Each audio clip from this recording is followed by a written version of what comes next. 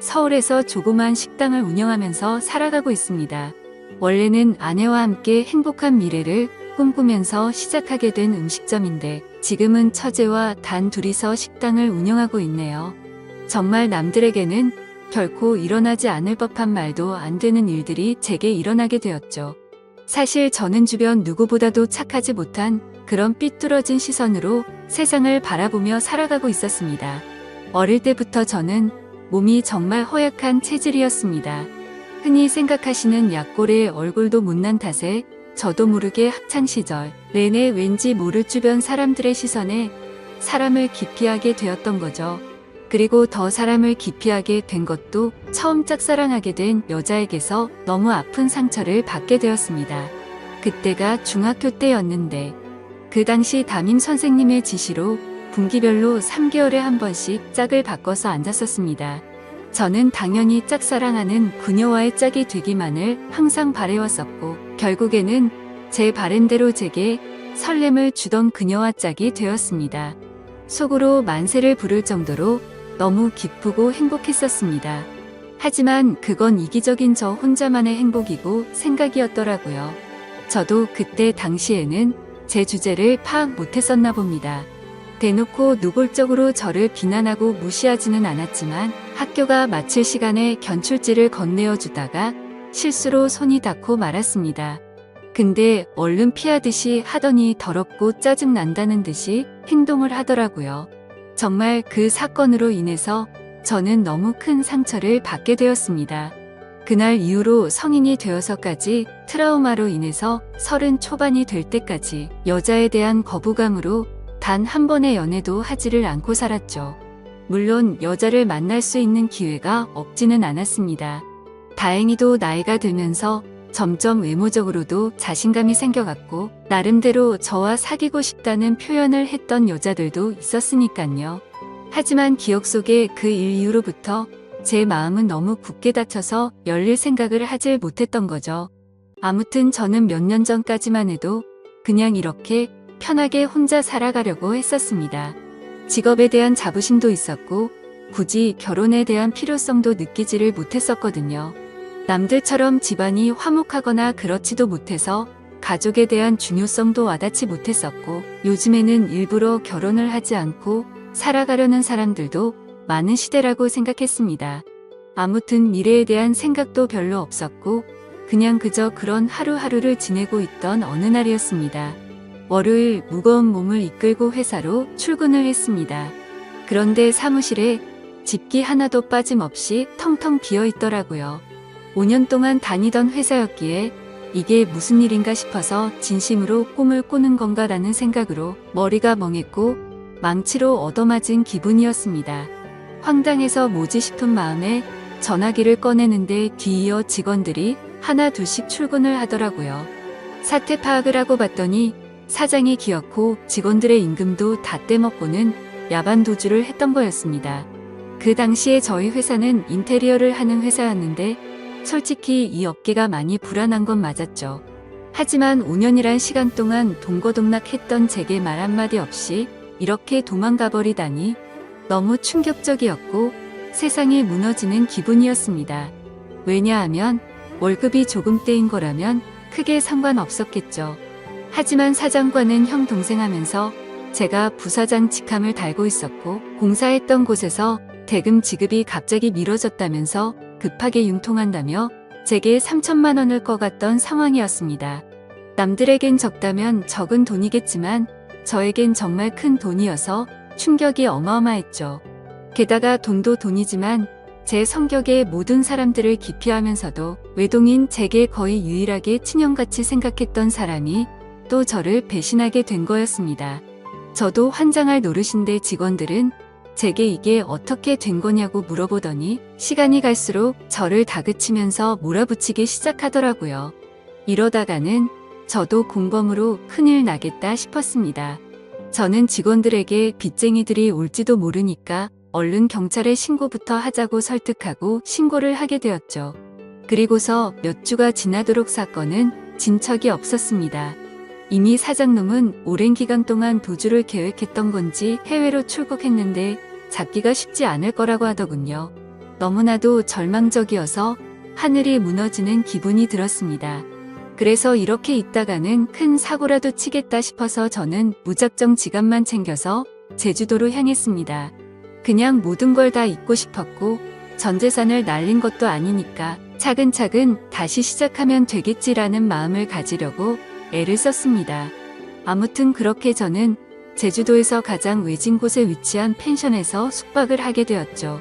사실 그때는 아무리 마음을 차분하게 먹으려고 애써봤지만 도저히 정신이 온전할 수가 없더라고요. 결국 기분이 너무 심란해서 생애 처음으로 펜션에서 숯불 바비큐를 준비하고는 소주만 연신 들이부으면서 청승맞게 혼자서 술을 마시고 있었습니다. 그런데 갑자기 옆에서 조용히 저기요라며 저를 부르더군요. 저는 갑자기 들린 여자 목소리에 어버버되면서 깜짝 놀라고 말았죠. 그 모습을 보더니 여자 2명이 저를 쳐다보면서 제가 놀라는 모습이 웃겼던 건지 웃음을 겨우겨우 참아가면서 저를 보고 있더라고요. 너무 민망해서 얼버무리면서 대답을 했더니 자기네들이 해녀 체험을 하고 왔는데 둘이 먹기에는 너무 많고 버리기엔 아깝다면서 혹시 해산물 좋아하면 좀 나눠줄까요? 라고 물어보더라고요. 저는 여자랑 대화를 하는 것조차 너무 소심했던 성격인지라 그녀의 눈도 마주치지 못하고 생각이란 필터를 거치지도 못하고 감사합니다 라고 대답을 해버렸습니다. 아무튼 그렇게 나눠준 해산물도 같이 구우면서 주위를 둘러봤더니 펜션에 묵는 사람들이 저와 그 2 여자밖에 없는지 엄청나게 조용하더라고요. 뭔가 뻘쭘하게 혼자서 소주를 마시면서 먹고 있는데 제가 해산물을 줬던 여자가 말을 걸더라고요. 제주도에 혼자 여행 오신 거냐며 너무 낭만적인 것 같다고 하면서 혼자 심심하시지 않냐고 괜찮으면 자기네들이랑 같이 마시는 거 어떻겠냐고 묻더라고요. 평소에 저였다면 절대로 합석은 꿈도 꾸지 못했을 겁니다. 그런데 솔직히 말해서 어릴 적 짝사랑했던 여자 이후로 처음으로 제 눈에 너무 쏙 들어오는 여자였습니다. 그리고 술도 많이 마셔서 조금 취한 상태였기에 어디서 나온 용기였는지 그러자고 대답을 하게 되었죠. 그렇게 그녀들과 저는 합석을 해서 함께 술을 마시게 되었고 이야기를 들어보니 그 둘은 친자매였고 어제 숙소에 도착을 했고 일주일간 머물다가 간다고 하더라고요. 저도 열흘 정도를 예약한 상태라고 했더니 잘 됐다면서 그러면 지내는 동안 잘 지내보자고 먼저 손을 건네더군요. 저는 너무 숙맥처럼 쭈뼛거리며 손을 마주 잡고 인사를 했고 술이 취하면 취할수록 2 자매와 저는 재미난 이야기들을 하게 되었습니다. 그때 드는 생각이 저도 모르게 말로 나와버렸습니다. 사실 혼자서 괴로움을 삭히려고 왔는데 혼자 있을 때는 더 괴롭더니 지금은 괴로운 게 다 잊혀지고 너무 즐거운 것 같다고 말했습니다. 그러자 언니였던 제 이상형의 그녀는 무슨 일이냐고 제게 물어봤고 저도 모르게 그동안의 고충을 푸념하듯이 얘기를 하고 말았죠. 그런데 그런 지루하고 재미없는 얘기인데도 불구하고 그녀는 너무 진지하게 저를 똑바로 쳐다보면서 이야기를 들어주고 진심 어린 조언을 해주더라고요. 생전 처음으로 느껴보는 친절함에 저는 너무 행복했고 설레었습니다. 그렇게 꿈처럼 행복했던 시간을 보내다가 자리를 끝 마치게 되었죠. 다음날 저는 전날 있었던 일에 민망해져서는 만나면 인사를 먼저 건네야 하나? 아니면 아는 척을 하지 말아야 하는 건가? 온갖 생각과 고민을 했었습니다. 그러나 그런 고민들이 무심하게도 밖에 담배를 피러 나갔더니 그녀는 반갑게 저를 보고 웃으며 인사를 하는데 심장이 쿵 하고 내려앉는 것 같았죠. 여행하러 와서는 하루 종일 주무시냐며 인사를 건네는데 저도 어색한 인사로 답을 했습니다. 그러더니 오늘 우리 같이 밥 먹으러 가기로 한 거 잊었냐면서 묻더라고요. 저는 취한 나머지 해선 안 될 짓을 했구나 싶었고 괜히 여행 방해되고 싶지 않다며 어제 했던 말은 잊으라고 말하며 재밌게 여행을 즐기라고 했죠. 하지만 그녀는 끝내 고집을 피우더니 결국 그날 하루 종일 2 자매와 저는 여행을 함께 보내게 되었습니다. 그러다 보니 자연스럽게 그녀들과 저는 같이 붙어 다니며 매일같이 여행을 함께 즐기게 되었고 정말 꿈만 같던 시간은 너무 순식간에 지나가 버리더군요. 그렇게 2 자매의 마지막 날이 되었습니다. 솔직히 좀 많이 서운하더라고요. 고작 며칠밖에 안 되는 시간 동안 저는 그녀에게 더욱 빠져들었고 마지막 인사를 건네는데 저는 도저히 용기가 나지 않았습니다. 그때 그녀는 갑자기 제게 포옹을 하면서 덕분에 즐거운 여행이었다고 말을 건네주더군요. 너무 외롭게 살아오던 저는 순간적으로 마음이 울컥해서 눈물이 날 뻔했습니다. 그렇게 그녀들을 떠나보내고 혼자서 남은 여행을 보내는데 이건 도저히 여행이 아니다 싶더라고요. 행복한 시간들이 끝나고 나서 또다시 괴로움이 시작된 건 아니었습니다. 오히려 그녀와 지낸 시간들 덕분에 괴로움은 이미 잊은 지 오래였고 그녀를 또다시 보고 싶다는 생각이 너무 간절해지더라고요. 그래서 저는 인생을 살면서 가장 큰 용기를 내게 되었죠. 평생 혼자서 살다가 연애는 꿈에서조차 생각 못하던 제가 그녀와 함께 행복한 시간을 갖고 싶었습니다. 집으로 돌아온 저는 진짜 하루 종일 고민을 하다가 용기를 내서 그녀에게 전화를 걸었습니다. 어두침침한 제 성격과는 다르게 그녀는 반갑다는 듯이 밝게 전화를 받아주었습니다. 저는 조심히 잘 가셨는지 해서 연락드렸다고 하니까 그녀는 그렇지 않아도 조심히 여행 잘 마쳤는지 궁금했다고 되물어 봐주더군요. 그렇게 몇 마디를 주고받게 되었고 어차피 제가 말을 잘하는 편도 아니었기에 단도직입적으로 말했습니다. 제가 주말에 서울에 일이 있어서 가게 됐는데 시간 괜찮으면 밥이나 먹을까요? 라고 물어봤습니다. 그러자 잠깐의 고민도 없이 그녀는 그러자고 대답을 했고 약속을 잡은 뒤에 통화를 끊게 되었죠. 얼마나 긴장을 했던 건지 손이 떨리고 등에 땀이 흘러내릴 정도였습니다. 며칠 뒤에 약속 시간에 그녀와 다시금 만나게 되었고 행복한 시간은 또다시 순식간에 흘러가더라고요. 그날은 그냥 정말 보고 싶다는 생각에 갔던 거지 고백을 하려거나 그런 마음은 전혀 없었습니다. 하지만 마지막으로 들어간 와인바에서 와인을 마시다 보니 또 헤어지는 게 너무나 슬프더군요. 저는 그녀에게 앞으로도 계속해서 보고 싶다고 말했습니다. 그러자 그녀는 다른 여자들과 달리 제 마음을 알아줬는지 더 이상은 떠보지 않았고 제 손을 잡아주더라고요. 그렇게 제 인생에서 가장 사랑하는 그녀와 저는 연인이 되었고 남들에겐 힘들다고 하던 장거리 연애가 제게는 너무나 행복한 나날이었습니다. 아무리 멀다 한들 그녀를 매주 볼 수 있다는 건 제게는 너무 과분한 일이었죠. 우리는 그렇게 행복한 연애를 3년간 이어갔고 그녀 덕분에 저는 과거와 비교하면 너무나도 정반대의 사람이 되어 있었습니다. 새로운 직장에서 사람들과 웃으면서 대화도 잘 이어갔고 성실하고 착한 그녀를 따라서 고아원에 봉사활동을 다녔는데 제 마음이 너무 평온해지는 걸 느꼈습니다. 하루하루가 너무 행복해졌고 이렇게 살아갈 수만 있다면 가정이라는 걸 꾸려서 평생을 행복하게 지내고 싶다라는 생각이 들더라고요. 저는 그렇게 달라진 제 스스로에게 결심을 하고 그녀에게 청혼을 하였습니다. 그녀는 제 청혼을 받아주었고 저희는 결국 사랑의 결실을 맺게 되어 결혼을 하게 되었죠. 그 당시의 아내는 서울에서 처제와 함께 조그만한 식당을 운영하고 있었습니다. 그래서 아내와 상의 끝에 제가 이직을 하기로 했고 결혼을 하면서 제가 서울로 올라오게 되었죠. 아내와 저는 인생에서 가장 행복한 부부처럼 그 누구도 부럽지 않게 지냈습니다. 결혼한 지 2년 동안 한 차례도 다툼이 없을 정도로 주변에서 누구나가 예쁘게 봐주었죠. 그렇게 행복한 나날들을 보내다가 제가 다니던 회사가 또다시 부도가 나면서 저는 일자리를 또 잃게 되었습니다. 그때부터는 이렇게 불안한 직업을 하는 게 맞는 건가라는 고민에 빠져들었고 막상 또 새로운 일자리를 구하려고 하니 직장 생활에 지쳐 있었죠.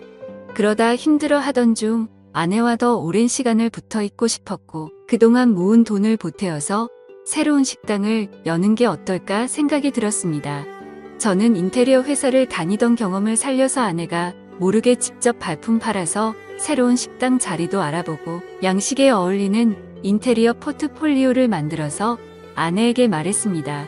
더 이상 내 일에 흥미를 잃어서 직장에 다니는 건 그만하고 당신과 처제를 도와서 가게를 더 크게 해보고 싶다고 하면서 설명을 해줬죠.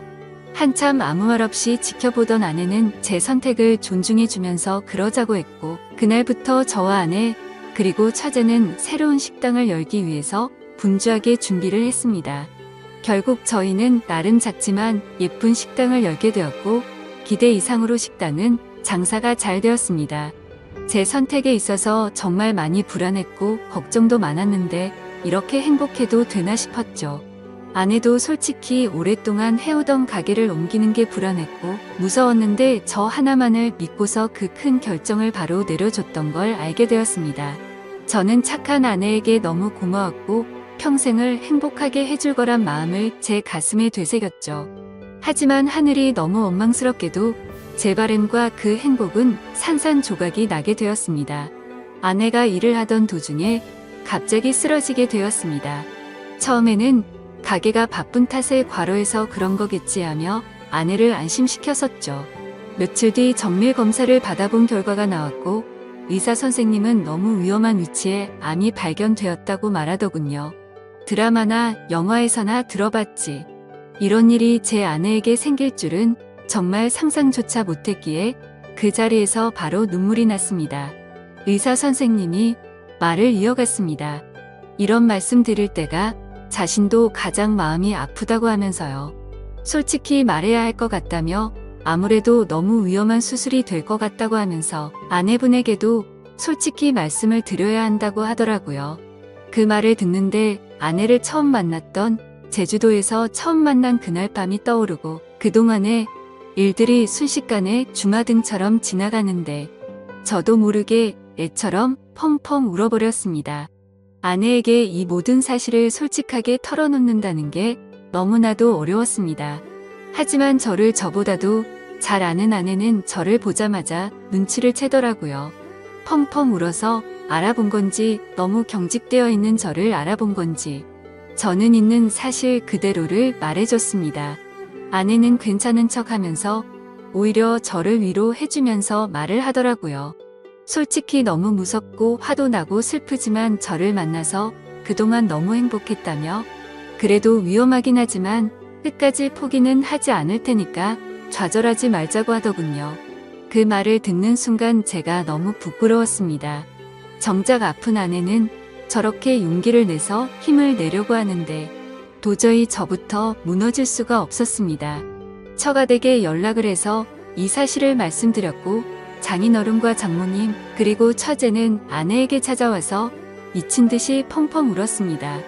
그러자 아내도 그동안 참았던 눈물이 터진 건지 애처럼 펑펑 우는데 정말 가슴이 찢어졌습니다.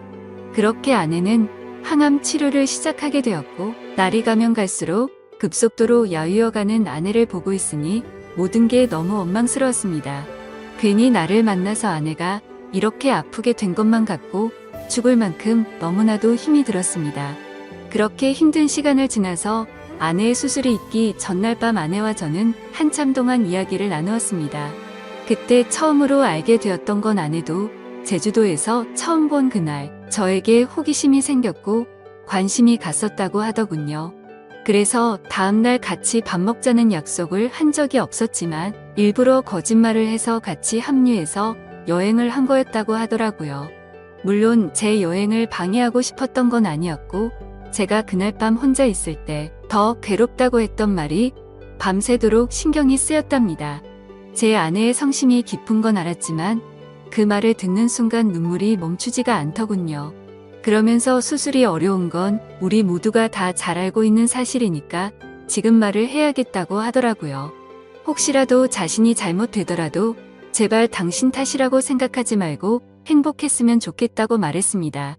그리고 우리가 함께 시작했던 가게도 자신에겐 너무 행복한 추억이 가득한 곳이니 슬픈 감정보다도 행복한 추억을 떠올리면서 계속 지켜달라고 했죠.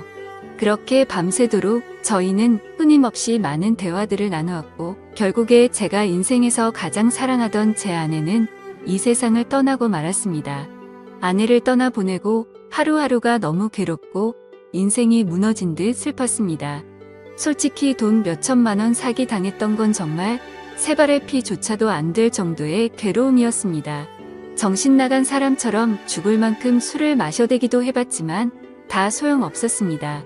시간이 지나면 이 아픔이 줄어들 수 있을까 싶은 생각만 가득했습니다. 그렇게 집에서 틀어박혀서 지낸 지 몇 주가 지났을 무렵이었습니다. 항상 조용하고 내성적이던 처제가 집에 들어와서는 마치 다른 사람처럼 온갖 잔소리를 늘어놓기 시작하더라고요. 언니가 지금 이 꼴을 보려고 그렇게 떠나간 줄 아냐면서 화를 내더군요. 형부 혼자서만 힘든 줄 착각하지 말라며 주변 사람들 생각해서 제발 그만하라면서 화를 내다가 울더라고요. 정말 예전이나 지금이나 너무 이기적인 나쁜 놈이었습니다. 저뿐만 아니라 모두가 다 힘들어도 꿋꿋이 버텨내고 있다라는 생각이 들더군요. 울고 있는 처제에게 다가가서 저도 같이 울면서 미안하다고만 되뇌었죠. 그러다 처제와 함께 밖으로 나가서 같이 술을 한잔하면서 이야기를 나누었습니다. 가게는 이렇게 계속 문을 닫아둘 거냐고 물어보더라고요.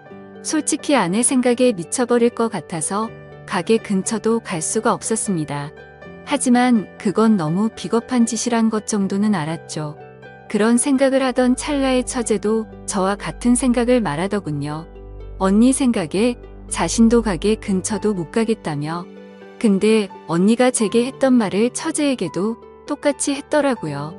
마지막으로 부탁한다면서 좋았던 추억 가득한 가게를 계속했으면 좋겠다고 했답니다. 사실 아내가 왜 그렇게 가게에 집착하는지는 저도 잘 알고 있었습니다.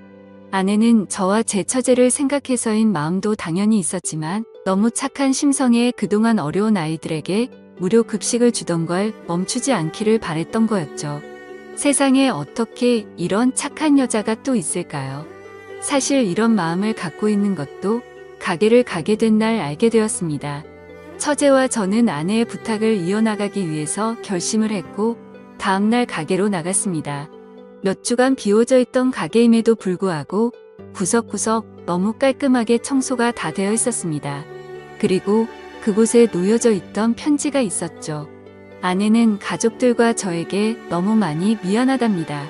제게는 평생 행복하게 함께 지내면서 흰머리 나는 것도 보고 싶었고 우리에게 아이도 낳아서 행복한 미래를 꿈꿨는데 너무 마음이 아프다네요. 그러면서 자신을 대신해서 아이들에게 도움을 주면서 평온함을 느껴줬으면 좋겠답니다. 스스로 자책하지 말고 세상에 주어진 걸 감사하게 느끼면서 주변 사람들에게 사랑을 베풀다 보면 우리는 또다시 금방 만나서 행복하게 지낼 거라고 하네요. 처제와 저는 그 편지를 읽고 또 한바탕 울어버리고 말았습니다. 그날 저와 처제는 그동안 상한 음식들을 모두 정리하고 밤새도록 정리를 했습니다. 아내의 바램대로 다시 장사를 하기 위해서 준비들도 하였고 장사를 시작하고서 정신없는 나날들을 보냈던 것 같네요. 처제는 언니 대신해서 잔소리할 거라며 전처럼 느긋하게 할 생각 말고 제대로 도와달라며 선전포고까지 하더군요. 그러면서 꿀 단지가 뻑뻑해서 모녀는 저를 핀잔 주더니 숟가락으로 치더니 순식간에 열더라고요. 이제는 예전보다 조금은 더 편해진 처제와 열심히 하루하루를 보내고 있네요. 이 글을 쓰면서도 제 인생에서 제일 행복함을 느끼게 해준 제 아내가 너무 그립고 보고 싶습니다. 아마도 이 마음은 제가 아내를 찾아 갈 때까지 영원하겠죠. 긴 사연 읽어주셔서 감사드립니다.